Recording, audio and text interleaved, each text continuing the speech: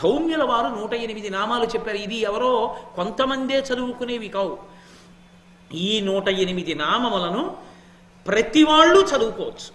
ఉదయం వేళ సూర్యభగవానుడికి ఎదురుగుండా నిలబడి ఈ నామములను చెప్పి నమస్కారం చేస్తే ఆయన అనుగ్రహించి సమస్తాన్ని ఇస్తాడు. ఆయన ఇవ్వలేనిదన్నది లేదు. అటువంటి సూర్యభగవానుడి యొక్క నామాల్ని ధౌమ్యుల వారు ధర్మరాజుకు ఉపదేశం చేసినవి.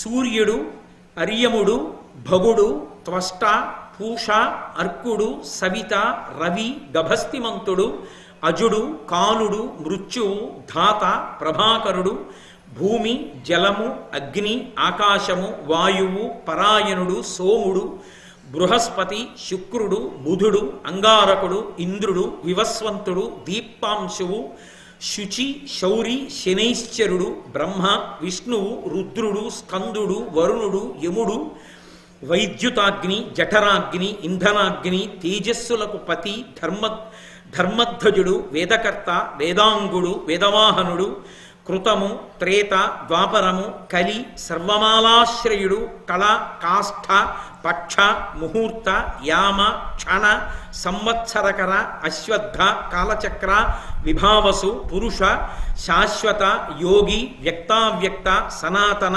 కాలాధ్యక్ష, ప్రజాధ్యక్ష, విశ్వకర్మ, తమోనుదుడు, వరుణుడు, సాగర, అంశువు, జీమూతుడు, జీవనుడు, అవిహుడు, భూతాశ్రయుడు, భూతపతి, సర్వలోక నమస్కృతుడు, స్రష్ట, సువర్తకుడు, వహ్ని, సర్వమునకు ఆది, అలోలుపుడు, అనంతుడు, కపిలుడు, భానువు, కామదుడు, సర్వతోముఖుడు, జయుడు, విశాలుడు, వరదుడు, సర్వధాతు నిషేవిత, మనస్సు, సుపర్ణుడు, భూతాది, శీఘ్రగుడు, ప్రణధారకుడు, ధన్వంతరి, ధూమకేతువు, ఆదిదేవుడు, ఆదిత్యుడు, ద్వాదశాత్మ, అరవిందాక్షుడు, పీత, మాత, పిత, మాత, పితామహుడు, స్వర్గద్వారము, ప్రజాద్వారము, మోక్షద్వారము, త్రివిష్టపము, దేహకర్త, ప్రశాంతాత్ముడు, విశ్వాత్ముడు, విశ్వతోముఖుడు, చరాచరాత్ముడు, సూక్షాత్ముడు, మైత్రేయుడు, కరుణాన్వితుడు అనబడేటటువంటి ఈ 108 నామములను ఉపదేశం చేసి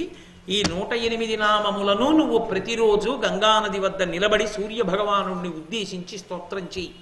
దీని చేత ప్రసన్నుడైనటువంటి సూర్యభగవానుడు నిన్ను అనుగ్రహిస్తాడు. నీకు ఇంతమంది బ్రాహ్మణులకు అన్నం పెట్టగలిగిన శక్తి వస్తుంది అన్నారు.